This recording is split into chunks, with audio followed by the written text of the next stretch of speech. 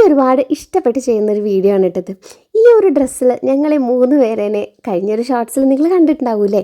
ഒരുപാട് പേര് നല്ല കമൻസ് പറഞ്ഞിട്ടുണ്ടായിരുന്നു കേട്ടോ. ശരിക്കും പറഞ്ഞാൽ ഒരു അടിപൊളി ഗെറ്റ് റെഡി വിത്ത് മീ ഒക്കെ എടുക്കായിരുന്നു ഞങ്ങളുടെ 3 പേരുടെയും കൂടെ. അത് സൂപ്പർ ആയേനല്ലേ. പക്ഷേ ഇനി പറഞ്ഞിട്ട് കാര്യമില്ലല്ലോ, അത് പിന്നീടാണ് തോന്നിയത് അങ്ങനെയൊക്കെ ചെയ്യായിരുന്നു എന്നുള്ളത്. എനിക്ക് ഒരുപാട് ഇഷ്ടമുള്ള ഒരു ഔട്ട്ഫിറ്റാണ് കേട്ടോ ഇത്. പണ്ടൊക്കെ ആയിരുന്നു വെച്ചെങ്കിൽ ധാവണി പ്രായം എന്ന് പറഞ്ഞിട്ടുണ്ടെങ്കിൽ ഒരു ടീനേജ് അല്ലേ, ആ ഒരു സമയത്താണ് എല്ലാവരും ഇത് ഉപയോഗിക്കുക. പക്ഷേ എനിക്ക് ആ ഒരു പ്രായത്തിൽ എന്തായാലും അത് ഉപയോഗിക്കാൻ പറ്റിയിട്ടേ ഉണ്ടായിരുന്നില്ല.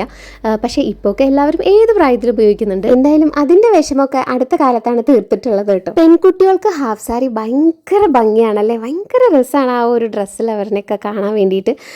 അപ്പോൾ എനിക്കാണെങ്കിലും അതേ പാറുവിൻ്റെയും പ്രതുവിൻ്റെയും കൂടെ ആ ഒരു ഡ്രസ്സ് ഇടാൻ പറ്റിയിട്ട് വെച്ചെങ്കിൽ ഭയങ്കര സന്തോഷമാണ് കേട്ടോ.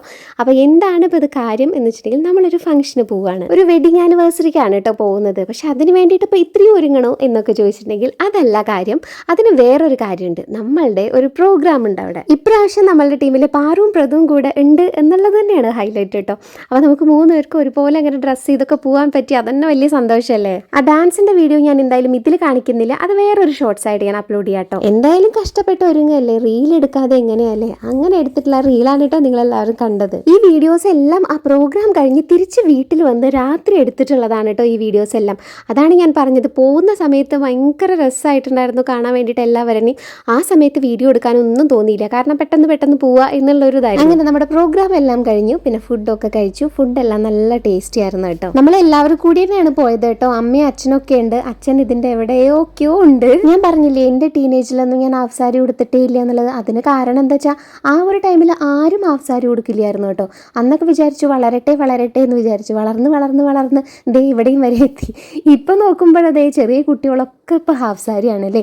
ഇപ്പോൾ ഒരുവിധം എല്ലാ കുട്ടികളും എപ്പോഴും അമ്പലത്തിൽ പോകുമ്പോഴൊക്കെ കാണാം ഹാഫ് സാരി ഇട്ടിട്ട് നിറയെ കുട്ടികളെ കാണാം. നല്ല രസമല്ലേ. പ്രത്യേകിച്ച് ഗുരുവായൂരിലൊക്കെ പോകുമ്പോഴാണ് ശരിക്കും എന്തൊരു ഭംഗി അറിയാം. ഹാഫ് സാരിയൊക്കെ എടുത്ത് മുല്ലപ്പൂവൊക്കെ വെച്ച് നമ്മളിങ്ങനെ നോക്കി നിന്നു. ഭയങ്കര രസമല്ലേ. എനിക്ക് ഭയങ്കര ഇഷ്ടം കേട്ടോ അങ്ങനെ കാണാൻ വേണ്ടിയിട്ട് കുട്ടികളെ. എനിക്ക് തോന്നുന്നത് എൻ്റെ അമ്മയുടെയൊക്കെ ആ ഒരു ടീനേജിലായിരിക്കും ശരിക്കും എല്ലാ കുട്ടികളും ഇതുപോലെ ഹാഫ് സാരിയൊക്കെ ഉപയോഗിച്ചുകൊണ്ടിരുന്നിരിക്കുക. അതുപോലത്തെ ട്രഡീഷണൽ വെയേഴ്സൊക്കെ വീണ്ടും ഇപ്പം ട്രെൻഡിങ് ആയിട്ട് വരുന്നത് കാണുമ്പോൾ ഒരു സന്തോഷമാണല്ലേ. എന്തായാലും പോകുമ്പോൾ നമുക്ക് റീൽസ് മാത്രമേ എടുക്കാൻ പറ്റിയിട്ടുണ്ടായിരുന്നുള്ളൂ. അതിൻ്റെ വിഷമം മുഴുവൻ ഞങ്ങൾ തിരിച്ച് വന്നിട്ട് തീർത്തിട്ടുണ്ട് കേട്ടോ. നിറയെ ഫോട്ടോസും വീഡിയോസും എടുത്തിട്ടുണ്ട്. സാരി ഉടുക്കാൻ എനിക്ക് അത്രയൊന്നും ഇഷ്ടമല്ല വെച്ചെങ്കിൽ കൂടി ഈ ഹാഫ് സാരിയോട് വല്ലാത്തൊരു ഇഷ്ടമാണ് കേട്ടോ.